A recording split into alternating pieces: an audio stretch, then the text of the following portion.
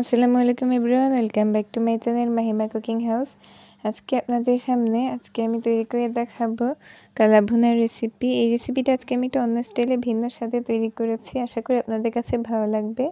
আর যারা এখন আমার চ্যানেলটি সাবস্ক্রাইব করেনি তারা অবশ্যই চ্যানেলটি সাবস্ক্রাইব করে পাশেই থাকবেন এবং পুরো ভিডিও না টেনে শেষ পর্যন্ত দেখা অনুরোধ রইল।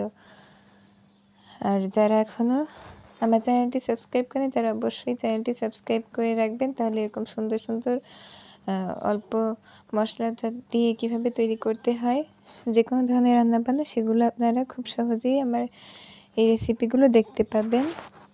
এবং যদি ভালো লেগে থাকে তাহলে অবশ্যই একটি লাইক দিবেন এবং বেশি বেশি শেয়ার করবেন এবং কমেন্টের মাধ্যমে আপনাদের প্রয়োজনীয় মন্তব্যটি জানিয়ে দিবেন। চলুন এত দেরি না করে আজকে আমি আমার এই সুন্দর রেসিপিটি তৈরি কীভাবে করেছি সেটা আমি দেখিয়ে আসি।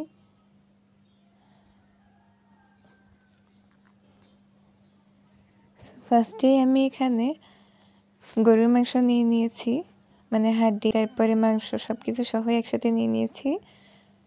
তারপর আমি এখানে আদা রসুন বাটা 2 টেবিল চামচ পরিমাণ দিয়ে দিয়েছি একসাথে। তারপর হলুদের গুঁড়ো দিয়ে দিয়েছি পরিমাণ মতো।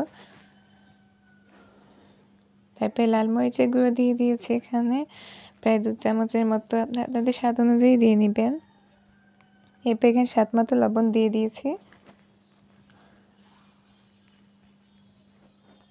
এরপর এখানে ধনিয়া গুঁড়ো দিয়েছি, জিরা গুঁড়ো দিয়েছি 1/2 চামচ পরিমাণ করে।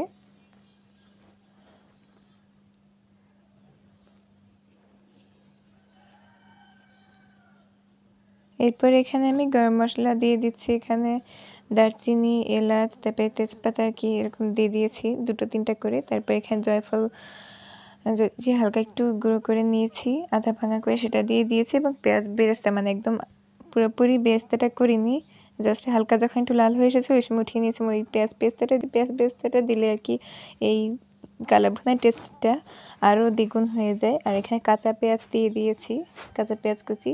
তারপরে এখানে তেল দিয়ে দিয়েছি প্রায় 1/2 কাপের মতো। তারপর এটাকে হাত দিয়ে ভালোভাবে মাখিয়ে নিচ্ছি। এটাকে ম্যারিনেট করে দিয়ে প্রায় 30 থেকে 45 মিনিট এরকম মতো মানে ঢেকে রেখে দিয়েছি আমি। এরপরে এই ম্যারিনেট করা মাংসটা ঢাকনাটা উঠিয়ে আমি চুলাটা জ্বালিয়ে দিয়েছি।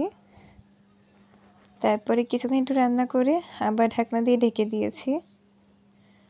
কিছুক্ষণ পর আবার ঢাকনা উঠে আবার একটু নাড়াচাড়া করে দিয়ে আবার ঢাকনা দিয়ে ঢেকে দিয়েছি। এভাবে করে কয়েকবার প্রায় করেছি।